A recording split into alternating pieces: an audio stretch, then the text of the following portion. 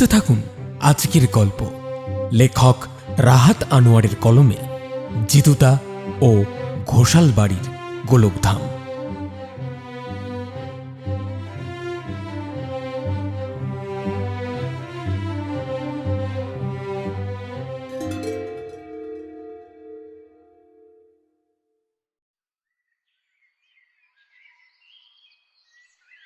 প্রত্যেক দিনের মতো ব্যায়াম সেরে জিতুদা সবেমাত্র চায়ের কাপ এবং খবরের কাগজ নিয়ে বসেছে, আর আমি বসে বসে একটা ইতিহাস বইয়ের পাতা উল্টোচ্ছি।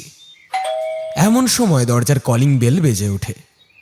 স্বভাব মতোই আমি উঠে গিয়ে দরজা খুলে দিতেই দেখতে পাই দরজার সামনে একজন মধ্যবয়স্ক ভদ্রলোক দাঁড়িয়ে রয়েছেন।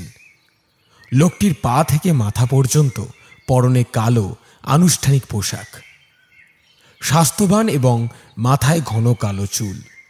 তবে এগুলোর মধ্যে তাঁর চেহারার সবচেয়ে চোখে পড়ার বিষয়টা হলো তাঁর উচ্চতা। লোকটির শরীর প্রায় 6 ফুট এবং অনায়াসই তার শরীর শারীর ক্রীড়াঙ্গনের যে কোনো উদ্যত ব্যক্তির শরীরের সাথে পাল্লা দিতে পারে। ভদ্রলোক আমার দিকে তাকিয়ে ভারিক্কি গলায় জিজ্ঞেস করলেন, এটা কি মিস্টার যতীন মিত্রের বাড়ি? আমি কিছু উত্তর দেওয়ার আগেই ভেতর থেকে পেপারে গোঁজা মুখটা তুলে জিতুদা বলে ওঠে, বিলক্ষণ, ভেতরে আসুন।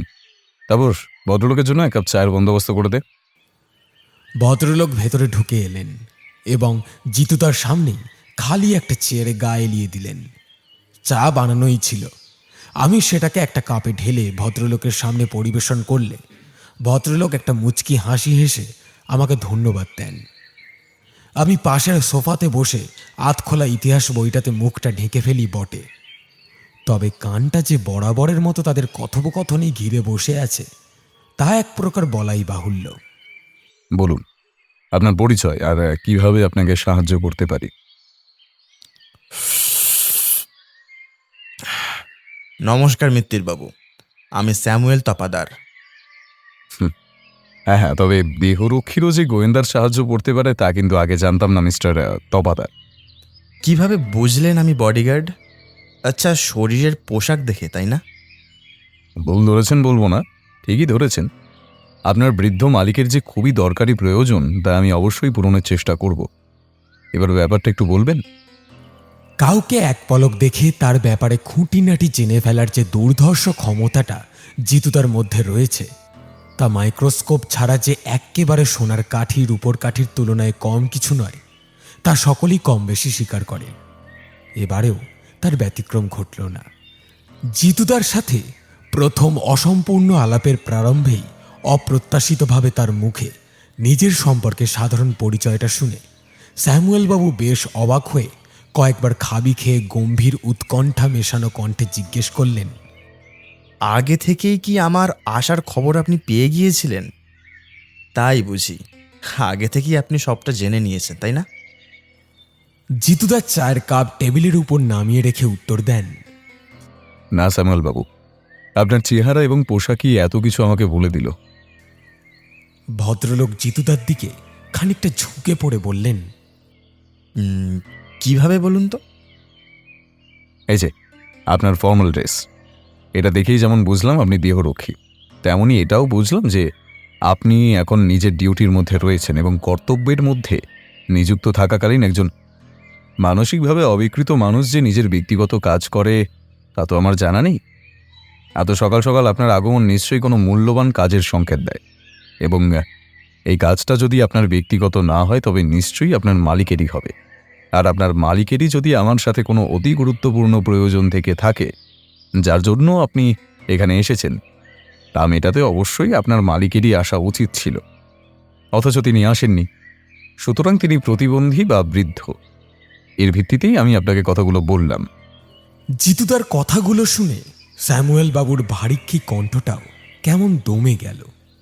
তার ঠোঁটের ফাঁক থেকে বেরিয়ে এলো শুধু একটাই শব্দ, মার্ভেলাস। সত্যি জিতুদার মগজাস্ত্রের ধার এতদিন পরও বারে বারে আমাকে বিস্মিত করে তোলে। কি দারুণ একটা ছলনাময়ী জাদু যেন এই ক্ষমতাটি। সত্যি মিস্টার যতীন মিত্রের, আপনার সুখ্যাতি যে এমন কোনো ছোটোখাটো কারণে হয়নি তা আমি এই প্রথম সাক্ষাৎই টের পেলাম। এর আগে তো আমি কোনোদিন ধারণাই করতে পারিনি যে একটা মানুষ শুধুমাত্র চেহারা বা পোশাক দেখে তার এইভাবে পরিচয় বর্ণনা করতে পারে। যাই হোক, আপনার সব অনুমানই সঠিক। তবে এবার কাজের কথাটা বলি। জিতুদা আগন্তুকের অনুমতি নিয়েই ততক্ষণে একটি চারমিনার ঠোঁটের ফাঁকে রেখেছে। জ্বলন্ত সেই সিগারেটের অগ্রভাগটা পুড়তে শুরু করেছে। আমার সাহেব একজন রিটায়ার্ড অধ্যাপক, পরিতোষ ঘোষাল। বাড়ি এই ধর্মতলার কাছেই। তিনি আপনার সাথে বিশেষ দরকারের কথা বলতে চান। তবে বেশ কয়েক মাস হলো বয়সজনিত কারণে হাঁটাচলার সমস্যায় ভুগছেন তিনি, তাই তিনি আসতে পারেননি আজকে। আপনি যদি অনুগ্রহ করে একটা দিন। নিশ্চয়ই যাব। আপনি একটা কাজ করুন, স্ট্রিট, লোকেশন, বাড়ির নাম্বারটা সবটা আমার ডায়েরিতে লিখে দিয়েছেন। তাপস, আমার ডায়েরিটা কোথায় রে? আমি উঠে গিয়ে ডায়েরিটা এনে দিতেই স্যামুয়েল বাবু খস খস করে তার পাতার মধ্যে ঠিকানাটা লিখে ফেলেন এবং আরও কিছুক্ষণ কথা বলে বিদায় নিয়ে ফিরে গেলেই জিতুদা খোলা ডায়েরির ঠিকানা ধারক পৃষ্ঠাটা নিজের চোখের সামনে খুলে ধরে আমাকে জিজ্ঞাসা করল, বুঝলি তাপস? কি আর বুঝবো? বোঝার কি আদৌ কিছু ছিল? তোমার রহস্য তো শুরুই হয়নি। তাই বুঝি, দেখাই যাক। আমি ভাবছি বিকেলেই মিস্টার ঘোষালবাবুর সাথে দেখা করতে যাব। তুই যাবি নাকি? বিকেল পড়ে এসেছে। আমি আর জিতুদা গায়ে পোশাক চড়িয়ে সবেমাত্র বাড়ি থেকে বেরোতে যাব, অমনি একটি 4 চাকা এসে আমাদের বাড়ির সামনে থামল। এতদিন ধরে পরস্পরের সাথে সময় কাটিয়ে সেই গাড়ির মধ্যে থেকে যে কে নামতে পারে তা ভাবার প্রসঙ্গই বুঝি নেই। মুখ ভরা হাসি নিয়ে পরনে একটা খয়েরি পাঞ্জাবিতে গাড়ির দরজা ঠেলে জগদীশবাবু নেমে আসেন, কাঁধে তার ঝোলানো ব্যাগ। কি মশাই, কোথায় চললেন? আরে ভাই তপেশ, তুমিও চলেছ? কি মশাই, নতুন কোনো কেস পেলেন নাকি? তা চলুন একসাথে যাওয়া যাক। জিতুদা জগদীশবাবুর দিকে দুপা এগিয়ে গিয়ে বলল, বটে, আপনি তো সঠিক সময় পদার্পণ করেন মশাই। দূর বেশি নয়, এই সামনেই ধর্মতলা। জগদীশবাবু জিতুদার কাছ থেকে ঠিকানা বুঝে ড্রাইভারকে সবটা বুঝিয়ে দিয়ে গাড়িতে বসতেই গাড়ি চলতে শুরু করে।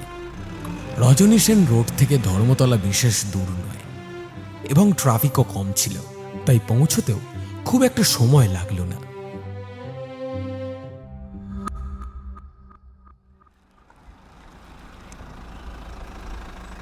প্রায় 20 মিনিট গাড়িতে চড়ে আমরা ঘোষালবাবুর বাড়িতে পৌঁছে গেলাম।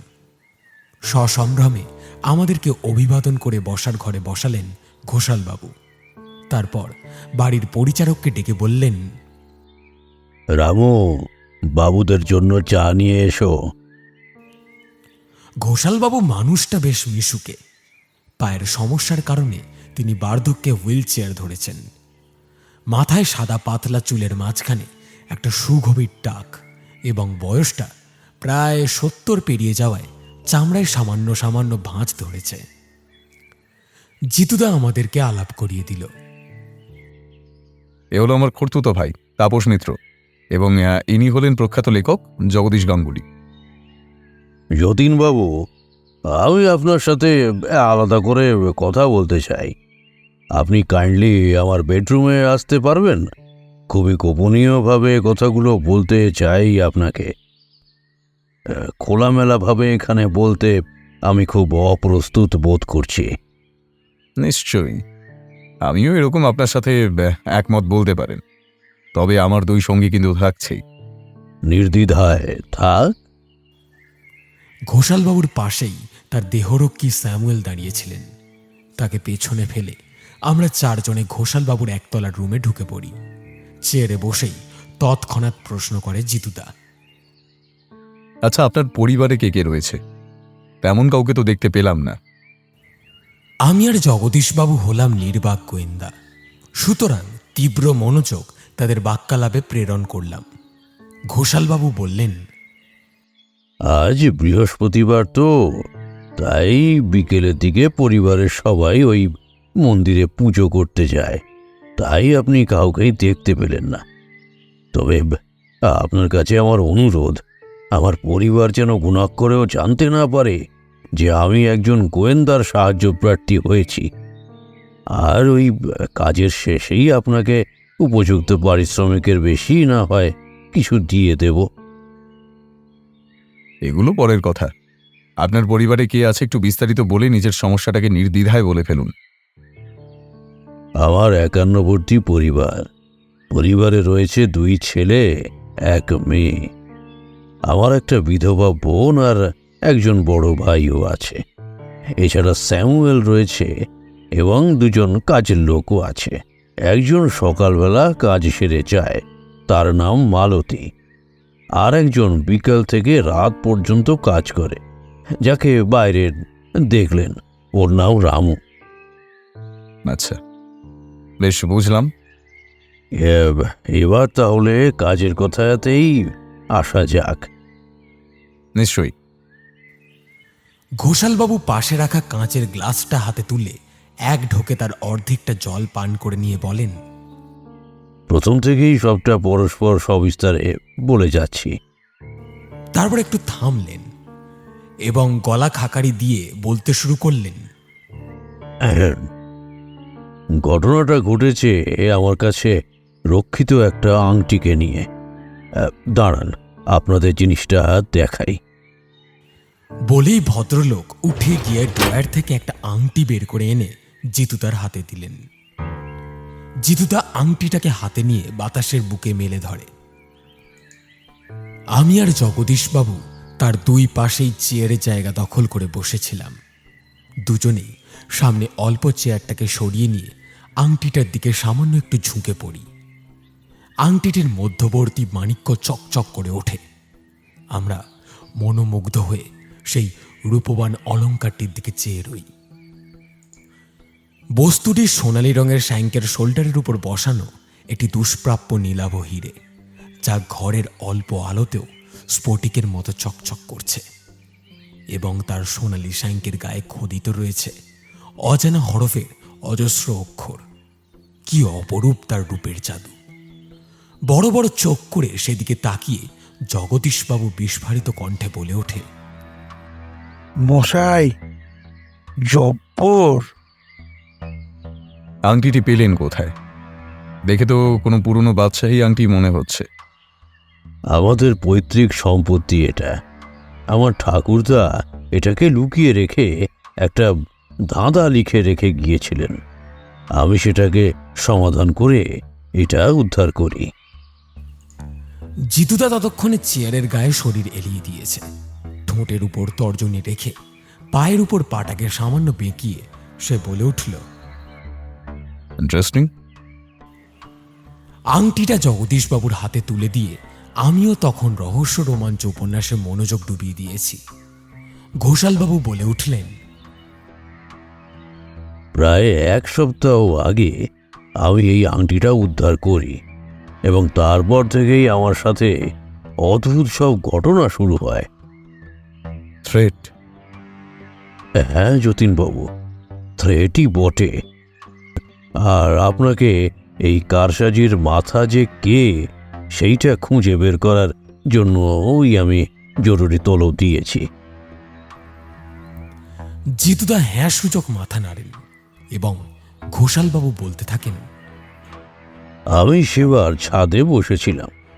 হঠাৎই একটা ঢিল এসে একেবারে আমার পায়ের পাতার সামনে তাক করে মাটিতে পড়ে। আমি সেটাকে হাতে তুলে নিয়ে দেখি ঢিলটাকে জড়িয়ে একটা সাদা কাগজ রয়েছে।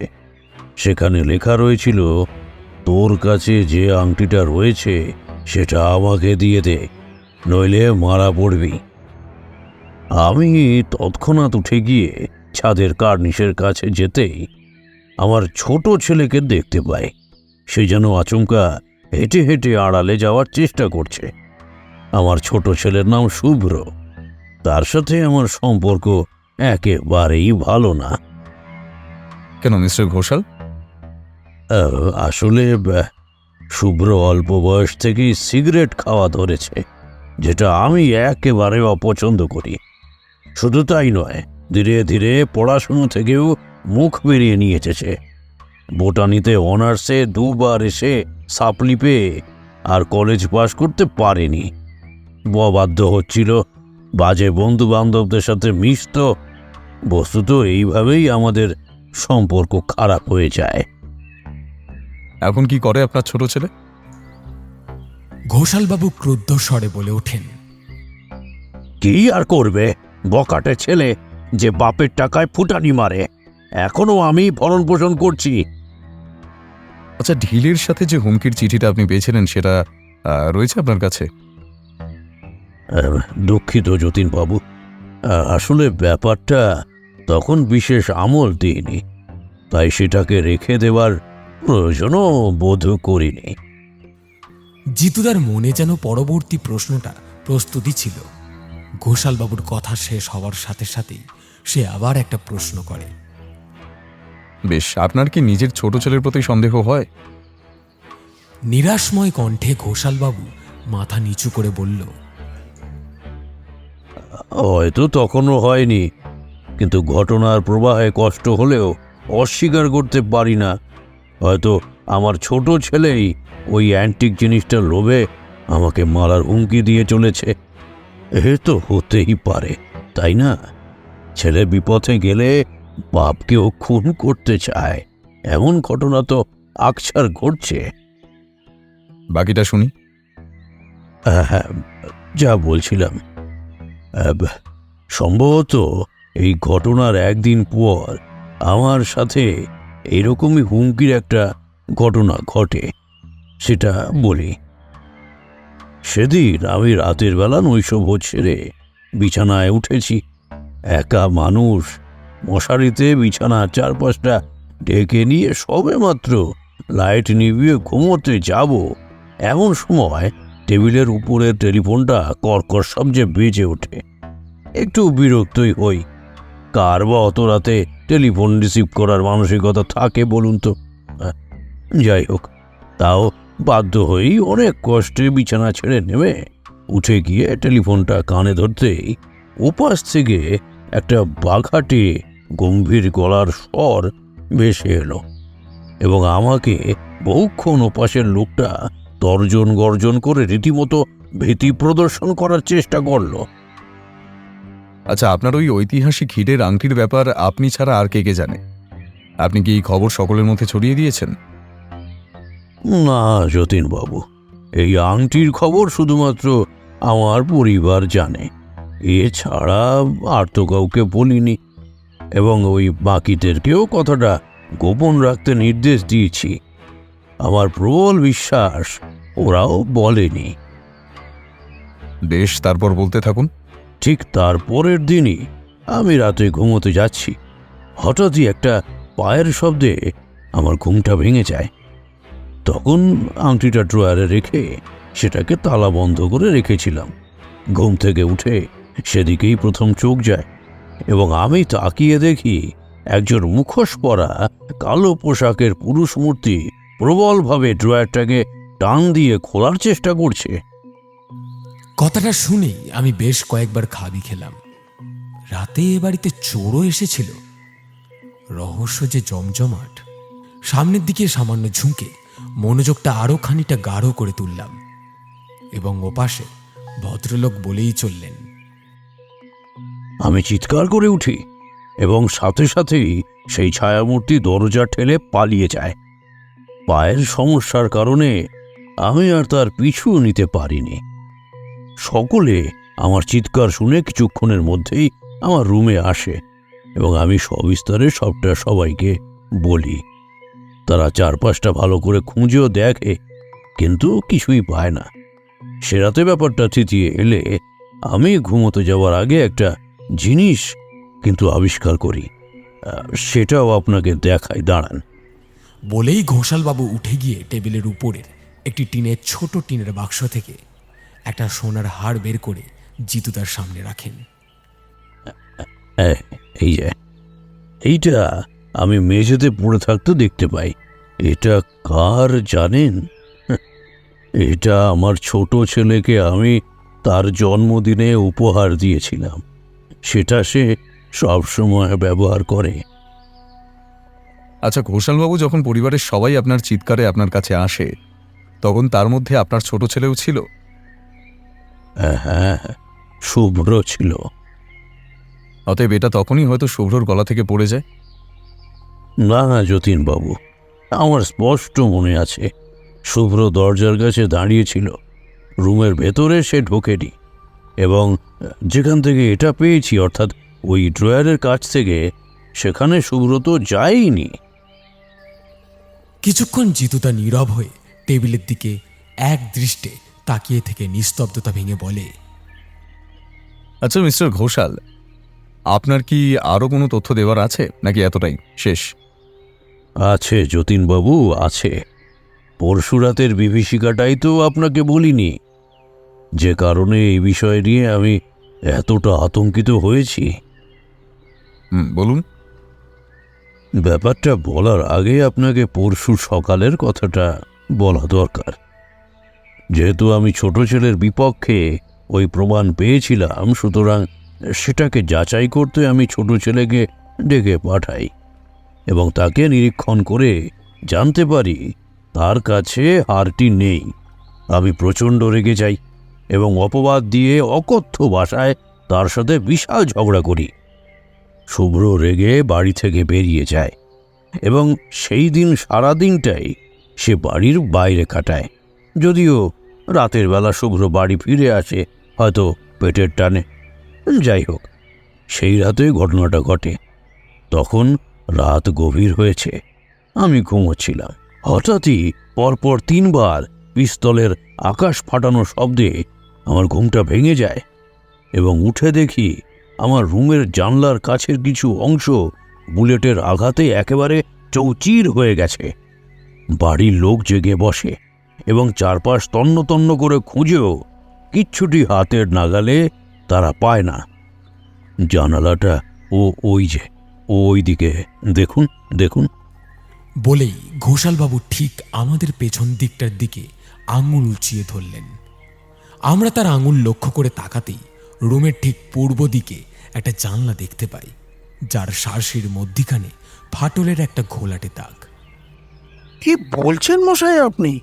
এর মধ্যে আপনারও বড় অ্যাটাক হয়ে গেছে? জিতুদা চেয়ার ছেড়ে উঠে দাঁড়ায় এবং পায়ে পায়ে সেই জানলার সামনে এগিয়ে যায়। তারপর দেখলাম সে বেশ কয়েকবার শার্সিটার উপর হাত বুলিয়ে জানলার সামনে রাখা একটা কাঠের টেবিলে 2 হাতে ভর করে আমাদের দিকে পেছন ফেরা অবস্থাতেই ঘোষালবাবুকে প্রশ্ন করে, আচ্ছা ঘোষালবাবু, আপনার ঠাকুরদা কি করতেন? আমার ঠাকুরদা ছিলেন কৃষক, খেতে কাজ করতেন। উত্তরটা ঘোষালবাবুর কাছ থেকে আসতেই আমার মস্তিষ্কের ষষ্ঠ ইন্দ্রিয় জানান দিল রহস্যের গরমিল। ভদ্রলোক কোথায় একটা মিথ্যে কথা বলে ঘটনার মোড় ঘুরিয়ে ফেলার বোধহয় চেষ্টা করছেন। হ্যাঁ, তাই তো। একটু আগেই যে তিনি বললেন তার ঠাকুরদাই কবিতা দিয়ে আংটিটার গোলকধাম বাঁধাই করে দিয়ে গেছিলেন, আর কথার চালে এখন বলছেন তার ঠাকুরদা ছিলেন একজন কৃষক। যদি তর্কের খাতিরে একজন কৃষকই কবিতার ধাঁধা তৈরি করতে পারে, তবে এমন এক বাদশাহী জিনিসকে কেন সে লুকিয়ে রাখবে? অনর্থক যে ব্যাপারটা, দারিদ্রতা না ঘুঁচিয়ে একটা ঐতিহাসিক ঐতিহ্য রক্ষা একটা কৃষকের কাছে অদ্ভুতই বটে। জিতুদা পেছনে ঘুরে ঘোষালবাবুকে আবার প্রশ্ন করে, আমি কি এই কাজে কোনো প্রকার সাহায্য আপনার পরিবারের থেকে আশা করতে পারি? দুঃখিত যতীনবাবু, আমি আপনাকে আগেও বলেছি আমি সম্পূর্ণ ব্যাপারটা আমার পরিবারের থেকে গোপনে রাখতে চাইছি। তাই এক্ষেত্রে আমার পরিবারকে দয়া করে টেনে আনবেন না। জিতুদা পকেট থেকে একটা 4 মিনিট ঠোঁটের গোড়ায় রেখে বলল, দেখুন ঘোষালবাবু, আপনার পরিবার যদি জড়িয়ে পড়ে তাহলে আমার কি আর কিছু করার আছে? বলেই সিগারেটটা জ্বালিয়ে নিয়ে সে বলে, আজ আসলাম, আশা করছি কয়েকদিনের মধ্যেই আপনার কেস মিটিয়ে দিতে পারবো।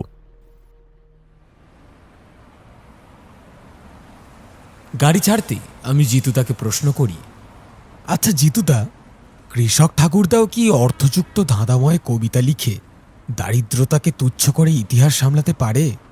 জিতুদা একগাল হেসে আমার পিঠ চাপড়ে দিয়ে বলে ওঠে, সাব্বাস তাপস, রহস্য থাকে সর্বত্র, বুঝলি? বলেই সে গায়ে গলানো পাতলা কাপড়ের পাঞ্জাবির পকেট থেকে একটা কার্ড বের করে আমার হাতে ধরিয়ে দেয় আমি কার্ডটা ভালো করে দেখে বুঝলাম টাকার বিনিময় অ্যান্টিক জিনিস সংগ্রহকারী কোনো ব্যক্তির ভিজিটিং কার্ড এটি। সেটিকে ভালো করে দেখে আমি বলি, জিতুদা, এটা কি? রহস্যের জমজমাট গন্ধ, বুঝলি তাপস? কিসের গন্ধ মশাই? আপনার প্রখর রৌদ্রের ধুমায়মান সিগারেটে জগদীশবাবু। বাড়িতে ড্রপ করে দিয়ে জগদীশবাবু বিদায় নিলেন। তবে তারপর যে জিতুদা কি করতে চাইছিল বুঝলাম না। সামান্য সময়ের ব্যবধানে পরপর দুবার সে ডায়ালার ঘুরিয়ে কাউকে লাইনে ধরল। হ্যালো, পাতকুয়ার মিস্ত্রি বলছেন? দ্বিতীয়বার গলাটাকে স্বাভাবিকের তুলনায় ভারী করে টেলিফোনের ওপাশে কাউকে যেন থ্রেট করল।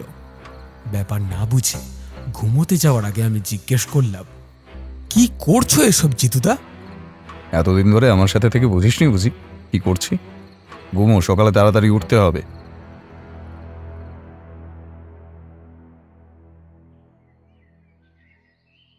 সকালে ঘুম থেকে উঠে ব্যায়াম সেরে সবেমাত্র জিতুদা খবরের কাগজ নিয়ে বসেছে, এমন সময় টেলিফোনটা বেজে ওঠে।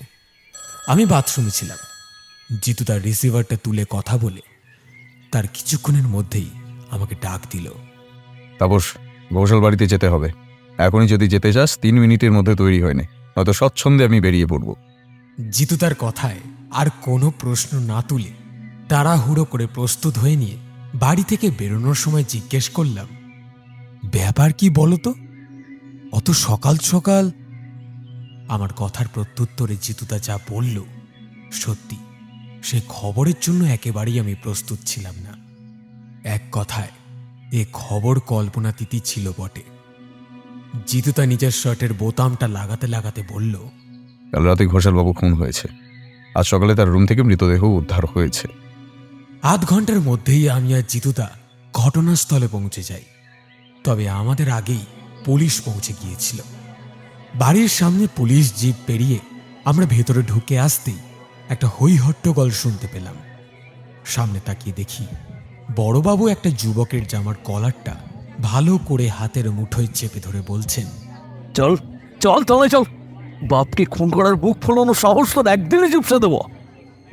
যুবকটির বিবর্ণ চোখে মুখে ভয়ের ছাপ স্পষ্ট। তাও নিজেকে সংযত করে সে শান্ত কণ্ঠে বলছে, না অফিসার, আমি খুন করিনি। আমার নামে সব মিথ্যা অ্যালিগেশন আনা হচ্ছে। আমি খুন করিনি। আমাদেরকে ঢুকতে দেখে এক পাশ থেকে স্যামুয়েল আমাদের সামনে এসে দাঁড়ায়।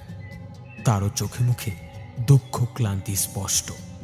নমস্কার মিস্টার মিত্তির। আপনাদের বোধহয় আর প্রয়োজন হবে না। মালিক মারা গিয়েছেন। যুবকটিকে? মালিকের ছোট ছেলে শুভ্রবাবু। ওনার বিরুদ্ধে এক প্রকার প্রমাণ মালিকের ডায়েরিতেই পাওয়া গেছে, যেখানে বলা রয়েছে যে শুভ্রবাবু তার উপর ফায়ার করেছিল। স্যামুয়েলের কথা শেষ হতেই সামনে থেকে ভেসে আসে কমিশনারের কণ্ঠস্বর। আরে মিস্টার মিত্তির যে এখানে কি মনে করে? কোনো কাজে দেবে বলে মনে হয় না আপনার উপস্থিতি। কালপিট এই যে আমার হাতের মুঠোয়, কারণটা যে সাম্প্রতিক অর্জিত ঘোষালবাবুর অ্যান্টিক আংটি, সেটা বুঝতে বাকি নেই। আংটিটা ড্রয়ারে ছিল, তার খোঁজ পাওয়া যাচ্ছে না, সেটি উধাও। তবে পিঠে কয়েক ঘা পড়লেই আশা করছি আসল খবরটা বেরিয়ে আসবে। জিতুদা সামনে কমিশনারের দিকে এগিয়ে যায় এবং আমিও পাশাপাশি হেঁটে চলি। না কমিশনার, আপনার কাজ আপনি করুন। আপনার মতে যে খুনি তার বিরুদ্ধে আপনি আপনার পদক্ষেপ নিন। তবে আমি সবটা একবার যাচাই করে দেখতে চাই। যদি বলেন অধিকার কি, তাহলে বলি যে ঘোষালবাবু মৃত্যুর আগে তাকে যে বহু প্রকারের থ্রেট দেওয়া হচ্ছিল, সেই ঘোরালো ব্যাপারটা সমাধানের দায়িত্ব আমার হাতেই দিয়েছিলেন। ওয়েল মিস্টার মিত্তির, রুমে লাস্ট রয়েছে, লাশটাকে দেখতে হলে দেখে নিন, তারপর যা জিজ্ঞাসাবাদ করার করুন। অনুগ্রহ করে লাশটাকে একটু তাড়াতাড়ি ছাড়বেন। নিশ্চয়ই কমিশনার। আমি আর জিতুদা ঘোষালবাবুর শোবার ঘরে ঢুকে পড়ি। সেখানে বিছানার উপর চিত হয়ে পড়ে আছে ঘোষালের নিথর দেহ। বিছানার চাদর রক্তে একাকার হয়ে রয়েছে, আর তার বুকের বাম পাশ থেকে জমাট বাঁধা রক্তের স্রোত দেহ থেকে বাইরে বেরিয়ে এসেছে এবং উৎসস্থলে বেঁধে রয়েছে একটা বুলেট। বিবর্ণ ফ্যাকাশে ঘোষালবাবুর প্রাণহীন দেহটা দেখলেই ধারণা পাওয়া যায় রাতের আঁধারে ঘুমের মধ্যেই ভদ্রলোককে হিংসার দায়ে মরতে হয়েছে। জিতুদা লাশটাকে ভালো করে দেখে একবার মেঝের মধ্যে ঝুঁকে পড়ে উঠে দাঁড়িয়ে আমাকে বলে, তাপস, ঘরটা একটু খুঁজে দেখ তো, কাজের কোনো কিছু চোখে পড়ে কিনা। বেশ কিছুক্ষণ খোঁজার পরও কিছুই পাওয়া গেল না, শুধু চারপাশে ছড়িয়ে একরাশ জমাট বাঁধা রহস্য। কিছুক্ষণের মধ্যেই ঘোষালবাবুর মৃত শরীরটাকে নিয়ে পুলিশ থানার দিকে রওনা হয় এবং সেই ঘরের মধ্যে চেয়ারে বসে জিতুদা এক এক করে পরিবারের প্রত্যেককে জিজ্ঞাসাবাদ শুরু করে। আচ্ছা স্যামুয়েল বাবু, নিখোঁজ আংটিটি আপনার মালিক কোথায় রেখেছিলেন আপনি কি জানতেন? না মিস্টার মিত্তির, তা আমি জানতাম না। এ ব্যাপারে বিশেষ কিছুই আমার জানা ছিল না।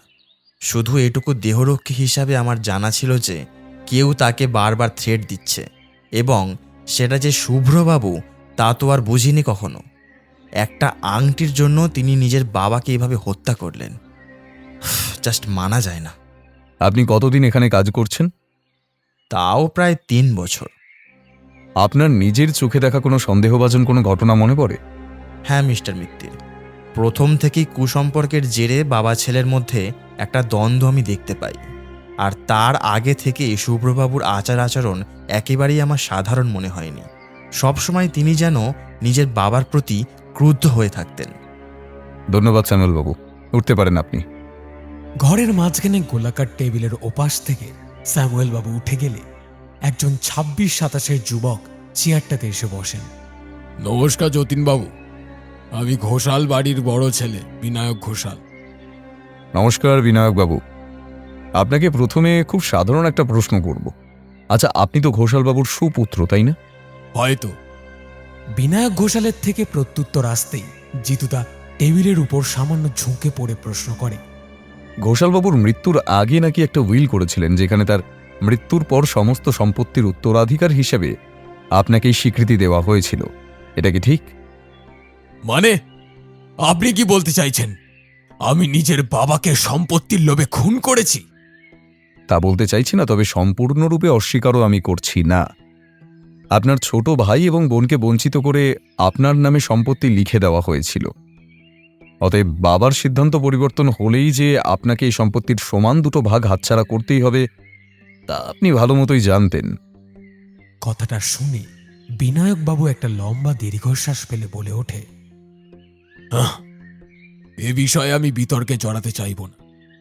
যতীনবাবু, বাবা তো স্বীকারোক্তি দিয়েই গেছেন যে তার মৃত্যুর পেছনে কার হাত রয়েছে, এবং কারণটাও স্পষ্ট বলে গেছেন। বস্তুত আংটি এবং শুভ্রকে ছেড়ে আপনি যদি সম্পত্তির সাথে আমার নাম জড়িয়ে আমায় দোষী দেখাতে চান, আপনি সেটাই না হয় দেখান। বাবার হত্যাকে আমি কোনো মতেই মেনে নিতে পারছি না, সুতরাং আমি মানসিকভাবে এসবের জন্য প্রস্তুত নয়। ধন্যবাদ বিনায়কবাবু, পরের জনকে পাঠিয়ে দিন। এবার চেয়ারে এসে বসেন একটি অল্প বয়সী ভদ্রমহিলা। নমস্কার মিস্টার মিত্র, আমি তিয়াশা ঘোষাল, পরিতোষ ঘোষালের মেয়ে। রুমের রক্তাক্ত বিছানার পাশের টেবিলে একটা কাঁচের অর্ধ জল ভরাট গ্লাস ঢাকা দেওয়া ছিল। তার নিচে বাড়ির পোষা বিড়ালটা ঘুরে বেড়াচ্ছিল। হঠাৎই অসাবধানতায় কাঁচের গ্লাসটা মেঝেতে উল্টে পড়ে এবং একটা প্রবল আর্তনাদ করে সেটা ভেঙে চৌচির হয়ে যায়। আমি মনোযোগ দিয়ে জিতুদার প্রশ্নোত্তর শুনছিলাম। আচমকা কাঁচের বিকট শব্দে আমার আনমনা চিন্তা ভাবনায় ব্যাঘাত ঘটে। আমি চমকে উঠে সেদিকে তাকিয়ে দেখি মেঝের উপর গ্লাসের জল একাকার হয়ে ছড়িয়ে পড়েছে এবং বাড়ির সেই পোষা বিড়ালটা তার লালচে জিভ দিয়ে সেটাকে চেটে চেটে খাচ্ছে। জিতুদা এক ফোঁটা সেদিকে চোখ না বুলিয়ে তিয়াশাকে প্রশ্ন করে, আপনার বড় ভাই বিনায়কের নামে আপনার বাবার সমস্ত সম্পত্তি লিখে দিয়েছিলেন, তাতে আপনি রাগান্বিত হয়ে আপনার বাবাকে... দুঃখিত মিস্টার মিত্র, আপনি অনর্থক কথা বলছেন। আচ্ছা, আংটির বিষয়ে আপনি কি জানতেন? বিশেষ কিছুই নয়, বাবা বলেছিল ঠাকুরদার জমানো সম্পত্তি ছিল ওটা। এবার জিতুদা পাশ ফিরে বাড়ির পোষা বিড়ালটার দিকে তাকায়। আমি এতক্ষণ সেদিকে দেখিনি, এখন সেদিকে তাকিয়েই একটু অবাক হয়ে যাই। মেঝের দিকে তাকিয়ে দেখি একটু আগেরই তরতাজা বিড়ালটা কেমন যেন মেঝের উপর টলতে টলতে ঝিমোচ্ছে। ব্যাপারটা আমার বোধগম্য হওয়ার আগেই জিতুদা চেয়ার ছেড়ে উঠে গিয়ে বিড়ালটাকে কোলে তুলে তিয়াশার দিকে মুখ ফিরিয়ে বলে, ঘোষালবাবুর রাতে খাবার দাবারের ব্যবস্থা কে করে দিত? একটু ডেকে পাঠান তাকে। তিয়াশা উচ্চস্বরে ডাক দেয়। রামু, এই রামু! রামু চঞ্চল হয়ে ঘরের ভেতরে ঢুকে আসে। হাঁটু অবধি তার হাফ প্যান্ট আর আদুর গায়ে কাঁধে ঝোলানো লাল গামছা। সে ভেতরে ঢুকে আসতেই জিতুদা কয়েক পা তার দিকে এগিয়ে গিয়ে প্রশ্ন করে। কাল রাতে গ্লাসের জলটা কে রেখে গিয়েছিল? ভয়ার্ত কণ্ঠে প্রবল কষ্টে কথাগুলোকে মুখ দিয়ে টানতে টানতে রামু বলে, আমি আমি এনেছিলাম সাহেব। এতে ঘুমের ওষুধ মেশানো ছিল। ঘুমের ওষুধ কে মিশিয়েছে? ভয়ে রামু একেবারে কুঁকড়ে যায়। সে কোনো রকমে উত্তর দেয়, আমি আমি জানি না সাহেব, আমি কিছু করিনি। তন্দাগ্রস্ত বিড়ালটাকে মেঝের উপর নামিয়ে দিয়ে ধমক দিয়ে ওঠে জিতুদা। নিজের দায়িত্ব ঠিক মতো পালন করতে পারো না? তুমি মেশাওনি তো কে মিশিয়েছে? কার দেখার দায়িত্ব এটা? আকস্মিক জিতুদার জোরালো গলার স্বরে রামু আঁতকে উঠে কয়েক পা পিছিয়ে যায়। জিতুদা কালক্ষেপণ না করে তিয়াশার দিকে তাকিয়ে বলে, আজ আসলাম, আশা করছি আবারও আপনাদের এখানে আসার প্রয়োজন পড়তে পারে। আমি উঠে আসি এবং দুজনেই ঘোষাল বাড়ির সিঁড়ি পেরিয়ে ফুটপাতে নেমে পড়ি। সকালের রেশ তখনও কাটেনি। তখনও ব্যস্ত শহরের মধ্যিখানে একটা মৃদু সাদাটে কুয়াশা ভেসে বেড়াচ্ছে। গ্রিন সিগন্যালের জন্য অপেক্ষারত গাড়িগুলো ধীরে ধীরে এগোতে শুরু করেছে। শীতের আমেজে মাঝে মধ্যেই ঠান্ডা বাতাস এসে সর্বাঙ্গ কাঁপিয়ে দিয়ে চলে যাচ্ছে। ফুটপাতের উপর দিয়ে হাঁটতে হাঁটতে আমি জিতুদাকে প্রশ্ন করি, জিতুদা, ব্যাপার কি বুঝছো? আমি তো কিছুই ধরতেই পারছি না। খুনটা কি শুভ্রবাবুই করলো?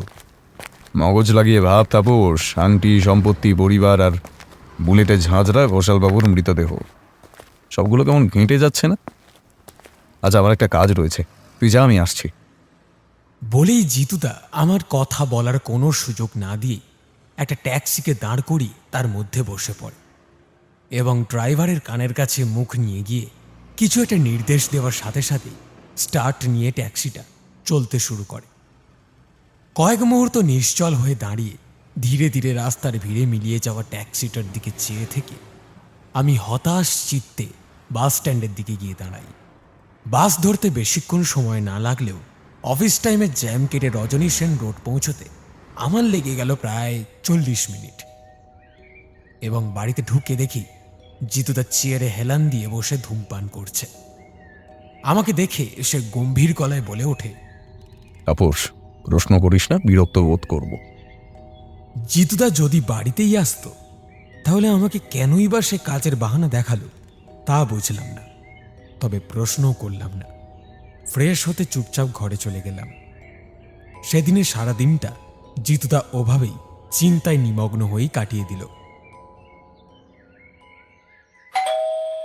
বিকালে দরজায় কলিং বেল বেজে উঠল। আমি উঠে গিয়ে দরজাটা খুলে দিতেই হুড়মুড়িয়ে ভেতরে ঢুকে এলেন চকচকে টাকের বেঁটেখাটো জগদীশবাবু। গায়ে তার সাদা উলের একটা সোয়েটার আর মুখে তার এক চিলতে হাসি।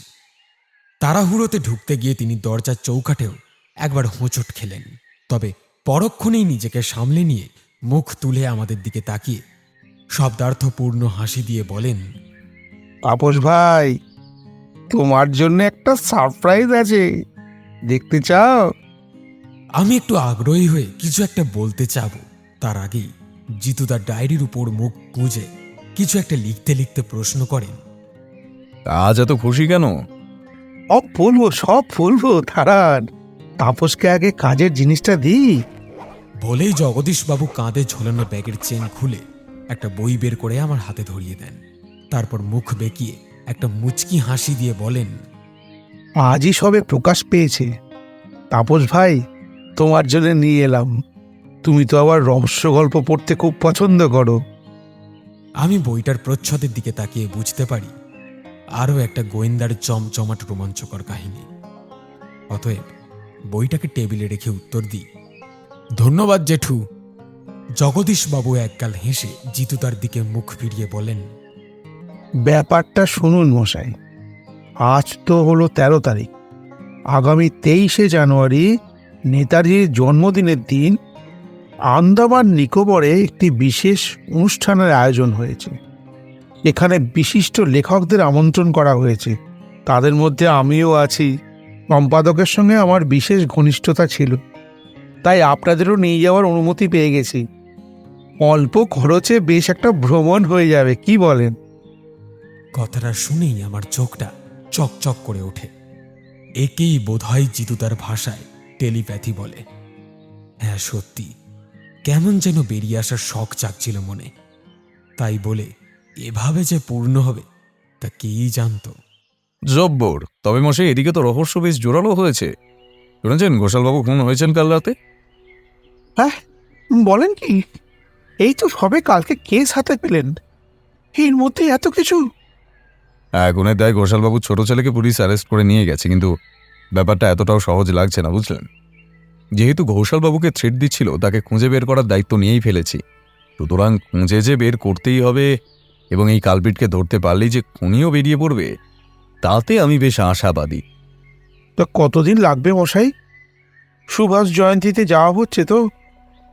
বিলক্ষণ। আশা করছি 2-4 দিনের মধ্যেই বাচ্চাদনকে ধরে ফেলবো। চোখটা আবার আমার দপ করে জ্বলে ওঠে। তাহলে আন্দামান যাওয়া হচ্ছে? জগদীশবাবু আত্মপ্রসন্নময় একটা দীর্ঘশ্বাস ফেলে হেসে বলেন, কাল কি ঘোষাল বাড়িতে যাচ্ছেন? গেলে আমাকে ডাকতে ভুলবেন না যেন। পরন্ত বিকেলে একটা ট্যাক্সি ধরে 3 জনে ঘোষাল বাড়ির সামনে এসে নামলাম। তখন বাড়ির ভেতর কিছু একটা পারিবারিক গোলযোগ বেঁধেছে। তা রাস্তা পর্যন্ত ভেসে আসা চাপা চেঁচামেচি শুনলেই বোঝা যায়। জিতুদা হাতের ইশারায় আমায় এবং জগদীশবাবুকে নীরব থাকার পরামর্শ দিয়ে নিঃশব্দে বাড়ির দরজার কাছে গিয়ে দাঁড়ায় এবং ঘটনাটা শোনার চেষ্টা করে। অন্যের কথা অগোচরে কান পেতে শোনা হয়তো ঠিক নয়, তবে গোয়েন্দাগিরির জন্য বেঠিক পথই নাকি সঠিক। আমি আর জগদীশবাবু জিতুদার কাছে এগিয়ে গিয়ে ভেতরের শব্দগুলোকে শোনার চেষ্টা করি। না বাবা বিনায়ক, তুই এটা একদম ঠিক কাজ করিসনি।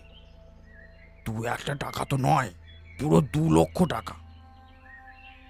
এ বুঝি নিতান্ত মুখের কথা? না কাকা, দেখো, আমার প্রয়োজন রয়েছে বলেই তুলেছি। আমি তো অত টাকা অকারণে তুলব না, বলো। সাথে সাথে আবার বিনায়কের কাকার কণ্ঠ। তারপর পুনরায় বিনায়কের নিজেকে নির্দোষ প্রমাণের প্রচেষ্টা। এভাবে কিছুক্ষণ শব্দের গরমিলকে যাচাই করে নিয়ে জিতুদা আড়াল থেকে দরজার সামনে বেরিয়ে আসে এবং সামনের দিকে তাকিয়ে অনুমতি সুলভ কণ্ঠে বলে, আসতে পারি?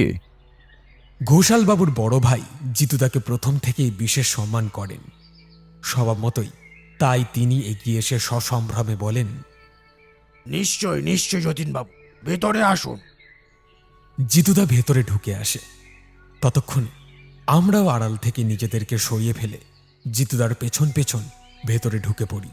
বাড়ির ভেতরে ঢুকে জিতুদা ঘোষালবাবুর বড় ভাই অর্থাৎ বিনায়কবাবুর কাকা দামোদর ঘোষালের দিকে তাকিয়ে বলেন, ক্ষমা করবেন, আপনাদের কথা আমি আড়াল থেকে শুনেছি এবং এজন্য মাফও চাইছি যে আপনাদের পারিবারিক সমস্যার মধ্যে কথা বলছি। তাও বলছি, বিনায়কবাবুর কোনো দরকার ছিল বলেই হয়তো টাকা নিয়েছে।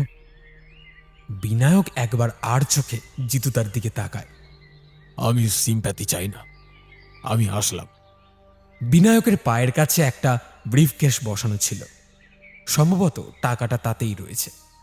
বিনায়ক যেটাকে হাতে তুলে নিয়ে বাড়ি থেকে হন হন করে বেরিয়ে যায়। ক্ষমা করবেন যতীনবাবু, বিনায়ক আপনার সাথে এমন... কথা শেষ হওয়ার আগে জিতুদা তার হাতের ঘড়ির দিকে একবার চোখ বুলিয়ে নিয়ে বলে ওঠে, না না দামোদরবাবু, ঠিক আছে। বলছি, একটা জিজ্ঞাসাবাদ করার ছিল, তবে একটা কাজ মনে পড়ে গেল। কাল এসে না হয় বাকি যা জিজ্ঞাসা সেই কাজ শেষ করব। আজ আসি। জিতুদার মুখে এমন কথা শুনে আমি আর জগদীশবাবু একটু অবাকি হয়ে গেলাম। ট্যাক্সির ভাড়া পুড়িয়ে এতটা পথ এসে এমন কি কাজ তার মনে পড়ল যে এখনই করতে হবে। দামোদরবাবু বললেন, এই তো এলেন, একটু বসবেন না? অন্য কোনো দিন, আজ আসি। এই বলেই জিতুদা কালক্ষেপণ না করে পা চালিয়ে বাইরে বেরিয়ে এলো। আমরাও তার পিছু পিছু বেরিয়ে এলাম। রাস্তায় নেমে আমি আর জগদীশবাবু কেউ কিছু একটা বলতে যাব, তার আগেই সে আমাদেরকে বিদায় জানিয়ে দিল। জগদীশবাবু, তাপসকে নিয়ে বাড়ি যান, আমি কাজ সেরে সত্তর ফিরছি। বলেই সে একটা ট্যাক্সিতে বসে পড়ে এবং ট্যাক্সিটা কর্কশ শব্দ করে ধোঁয়া উড়িয়ে দৌড় শুরু করে। কি আর করার, ফিরতি পথে আলু কাবলি খেয়ে আমি আর জগদীশবাবু ফিরে আসি। জগদীশবাবু আমাকে ড্রপ করে দিয়ে নিজের বাড়ি ফিরে যান এবং বাড়ি পৌঁছে আমি একা কি করব না করব সিদ্ধান্ত না নিতে পেরে জগদীশবাবুর উপহারটাকে খুলে বসি। বইটা সদ্য নতুন, সুতরাং বইটাকে চোখের সামনে মেলে দিতেই একটা সুগন্ধ আমার ঘ্রাণকে প্রাণময় করে তোলে। আমি গন্ধটাকে কিছুক্ষণ প্রাণ ভরে শুঁকে এক এক করে পাতা উল্টে দুর্ধর্ষ গোয়েন্দার অভিজ্ঞতা পড়তে শুরু করি। এইভাবে কতক্ষণ যে বইটির সাথে সময় কাটিয়েছি তা একেবারে খেয়াল নেই। হঠাৎই কলিং বেল বেজে উঠতেই জগদীশবাবুর লেখার হিপনোটিজম কেটে গেল। আমি উঠে গিয়ে দরজা খুলে দিতেই প্রত্যাশিতভাবে জিতুদা দরজা পেরিয়ে ভেতরে প্রবেশ করে এবং এগিয়ে এসেই একটা চেয়ারে ধপাস করে শরীর এলিয়ে দিয়ে মাথাটাকে কাত করে চোখ দুটোকে নিজের বৃদ্ধাঙ্গুলি এবং তর্জনী দিয়ে ঝাঁকিয়ে নেয়। আমি ঘড়ির দিকে খেয়াল করি, ঘড়িতে তখন সন্ধ্যে 6টা। জিতুদা আমাকে দাঁড়িয়ে থাকতে দেখে অল্প ক্লান্ত কণ্ঠে বলে, তাপস, কমিশনারকে ফোনে ধরতো, ধরে বলবি কাল সকাল সকাল ঘোষাল বাড়িতে যেন চলে আসে। মৃত্যুর রহস্য উদ্ঘাটন হবে, আর হ্যাঁ, মনে করে যেন শুভ্রবাবুকেও নিয়ে আসেন। কথাগুলো শুনেই আমার গায়ের রক্ত ছলকে ওঠে। এর মানে কেস সলভড। আমি দ্রুত ডায়ালার ঘুরিয়ে জিতুদার কথা মতো কমিশনারকে কল করে খবর দিয়ে দিই। তারপর প্রায় একটা অল্প বয়সী শিশুর মতো জিতুদার কাছে লাফিয়ে গিয়ে জিজ্ঞাসা করি, ও জিতুদা, কে খুন করেছে বলো না? জিতুদা কোনো উত্তর দেয় না, শুধু শার্টের পকেট থেকে কি যেন একটা বের করে আমার হাতে দিয়ে দেয়। আমি ব্যাপারটা না বুঝে হাতের মধ্যেকার বস্তুটার দিকে তাকাতেই আমার সারা শরীর যেন শিহরণ দিয়ে ওঠে।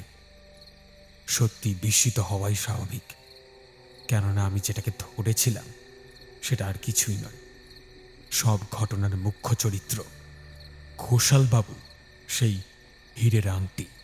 কোথা থেকে পেলে এটা? ওটা তোর কাছে রাখ, কাল আসলে বের করিস। আমি খুব ক্লান্ত, ঘুমোতে চললাম, ডিস্টার্ব করবি না। বলেই জিতুদা শোবার ঘরের দিকে অদৃশ্য হয়ে যায়। শুধু আমি বিহল হয়ে আংটিটার দিকে চেয়ে থাকি। জিতুদার মগজাস্ত্রের সত্যি কোনো জবাব নেই। আমি উঠে গিয়ে টেলিফোনের ডায়ালার ঘুরিয়ে জগদীশবাবুকে একবার কল দিই। হ্যাঁ, হ্যালো জেঠু, তাপস বলছি। হ্যাঁ তাপস ভাই, বলো বলো। হ্যাঁ বলছি জেঠু, কাল সকালে আমাদের বাড়িতে চলে এসো, ঘোষাল বাড়িতে যাওয়া হবে, রহস্য উদ্ঘাটন হবে। তুমি একটু বেশি উৎসাহী ছিলে, তাই তোমাকে বলে রাখলাম।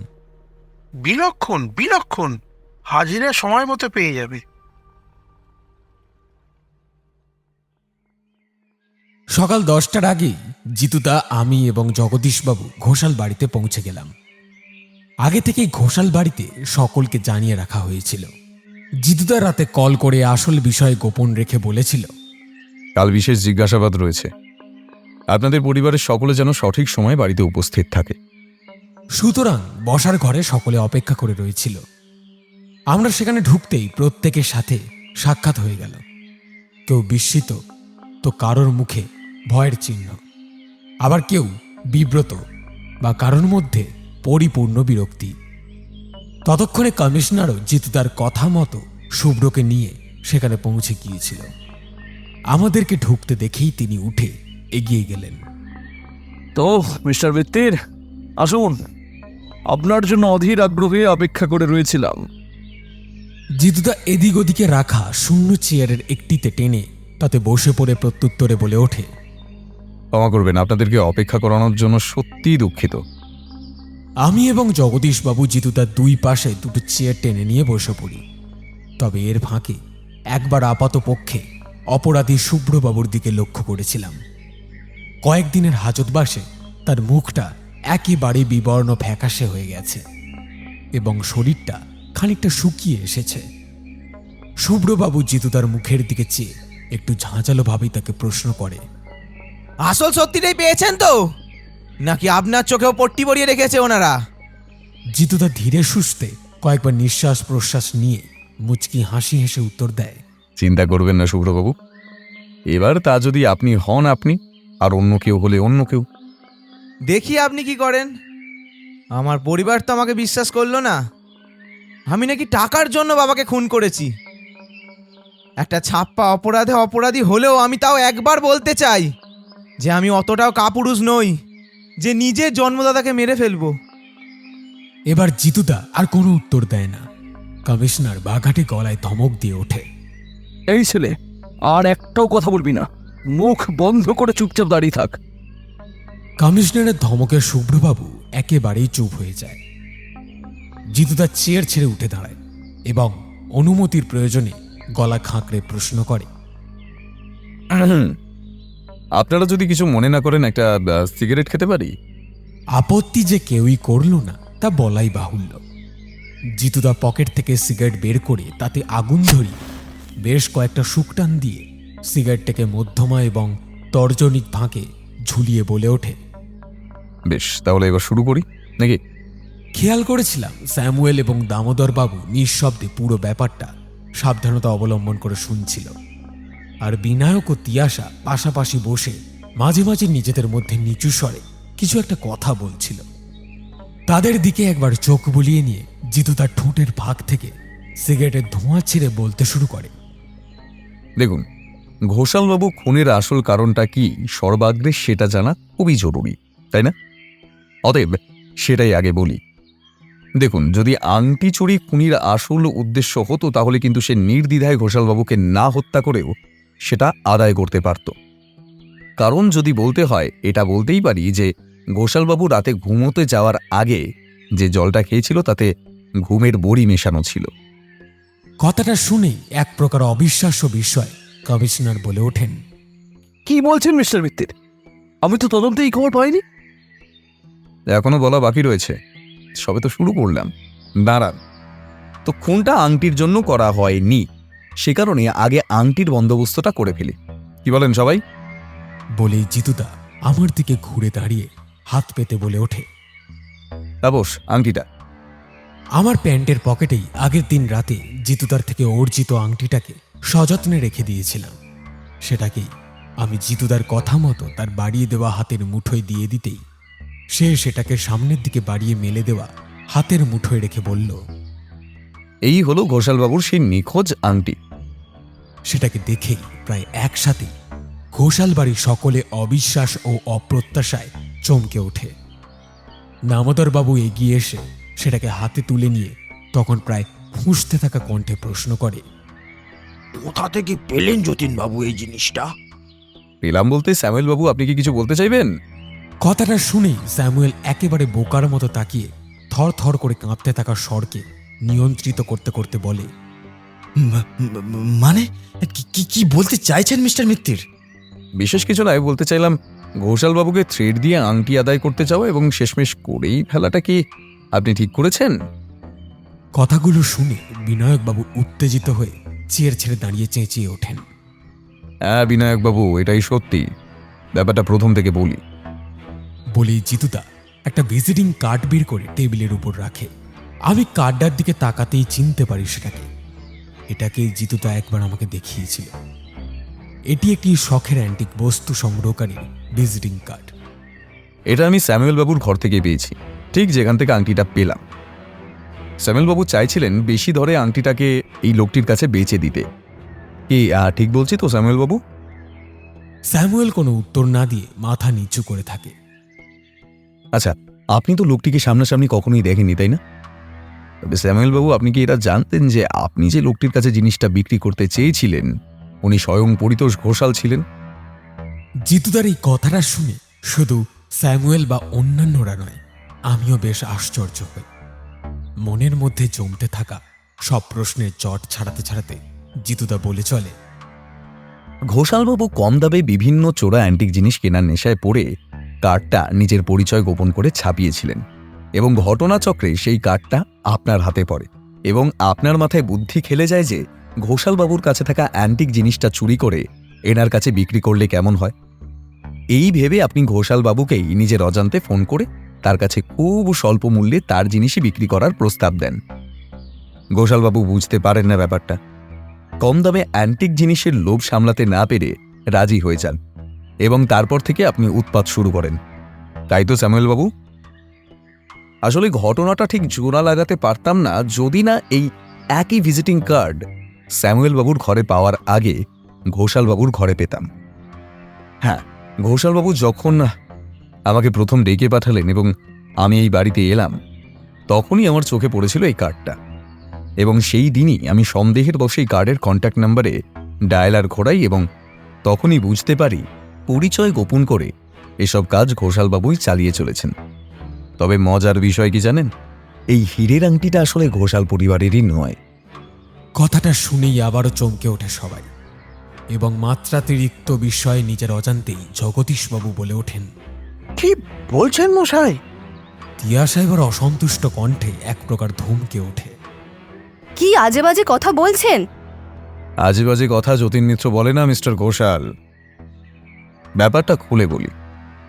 যখন ঘোষালবাবু আমাকে বলেন যে এই আংটিটা তার ঠাকুরদা কবিতার ধাঁধায় লুকিয়ে রেখে গিয়েছিলেন, এবং তারপর আমি যখন জানতে পারি যে ঘোষালবাবুর ঠাকুরদা একজন কৃষক ছিল, বিশেষ শিক্ষিতও ছিল না, তখনই আমার সন্দেহ জাগে। সেজন্য আমি নিজেই ছদ্মবেশে কণ্ঠ নকল করে ঘোষালবাবুকে ফোন করে থ্রেট করি এবং তখনই সব সত্য বেরিয়ে আসে। আজ থেকে 6 মাস আগে ঘোষালবাবু নিজের গ্রামের বাড়ি বেড়াতে গিয়ে এই আংটিটা চুরি করে নিয়ে আসেন।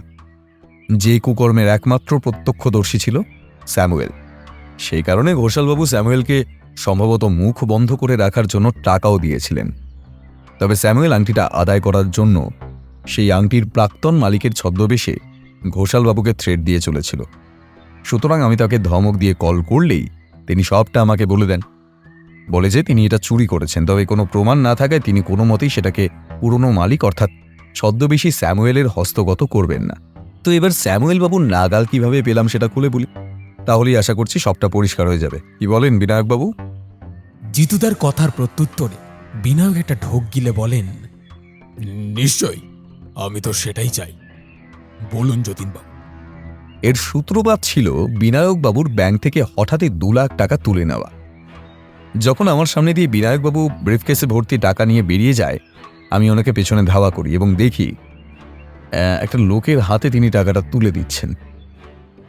বিনায়কবাবু টাকাটা তো লোকটিকে দিয়ে চলে আসে, কিন্তু আমি বিনায়কবাবুর চোখের আড়াল হওয়ার সাথে সাথেই লোকটি যতীন মিত্রের শক্ত হাতের একটা ঘুষিকে সবটা ওড়ে নেয়। এই ব্যাপারটাও বলেই ফেলি তাহলে।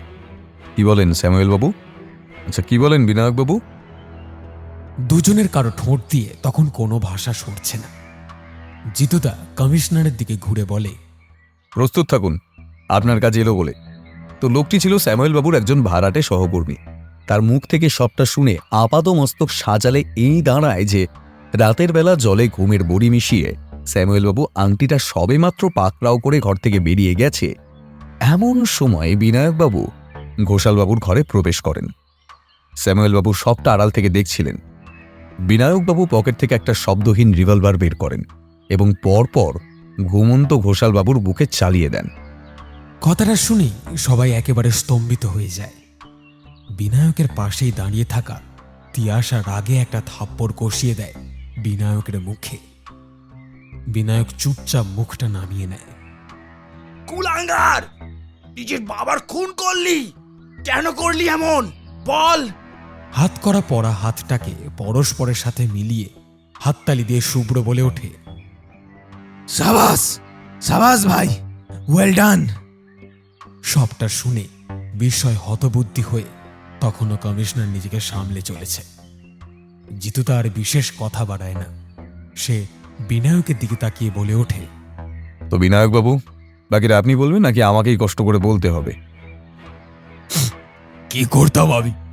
খেয়াল করছিলাম ধীরে ধীরে বাবা তিয়াশার প্রতি স্নেহশীল হয়ে উঠছিল, হয়তো আমার শুভ্রর প্রতিও হয়ে উঠবে। আমার সব সম্পত্তি 3টে ভাগে ভাগ হয়ে যাবে, আমি সেটা মেনে নিতে পারিনি।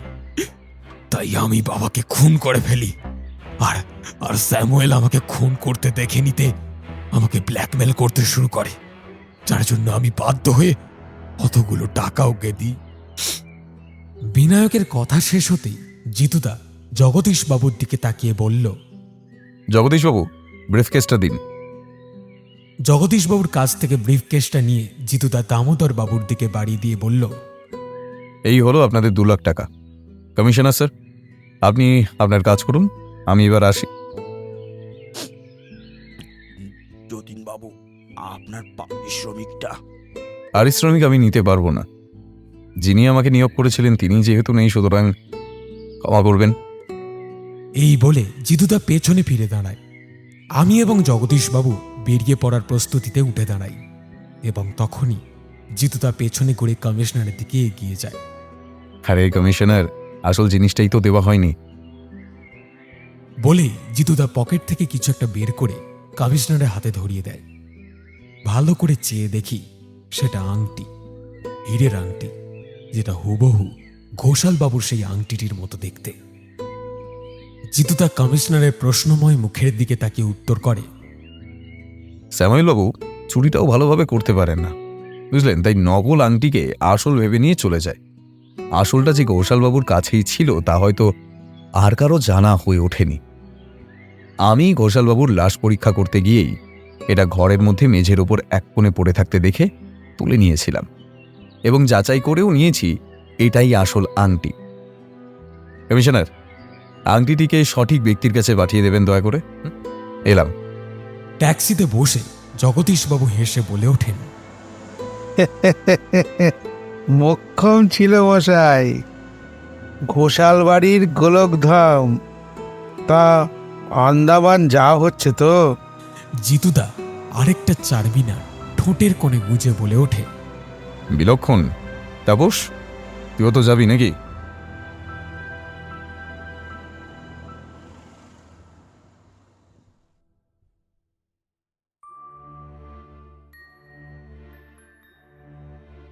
শুনছিলেন আজকের গল্প জিতুদা ও ঘোষাল বাড়ির গোলকধাম। গল্প রচনায় রাহাত আনোয়ার, জিতুদা ব্রতদীপ, জগদীশবাবু দৈপায়ন, স্যামুয়েল এবং দামোদর রাহুল, ঘোষালবাবু পার্থ, বড়বাবু দিব্যেন্দু, শুভ্র সূর্য, তিয়াশা ঐন্দ্রিলা। অন্যান্য চরিত্রে এবং তাপস আমি সায়ন। পর্ব পরিচালনায় টিম ফিকশন হাট, আবহে সূর্য, প্রচ্ছদ মুরালি। আমরা অসংখ্য ধন্যবাদ জানাই গল্প লেখক রাহাত আনোয়ার এবং বিশ প্রোডাকশনকে গল্পটি প্রকাশের ক্ষেত্রে আমাদের পাশে থাকার জন্য। ফিকশন হাট ফিরে আসবে আবার এক নতুন গল্পের সাথে। ততক্ষণ ভালো থাকবেন।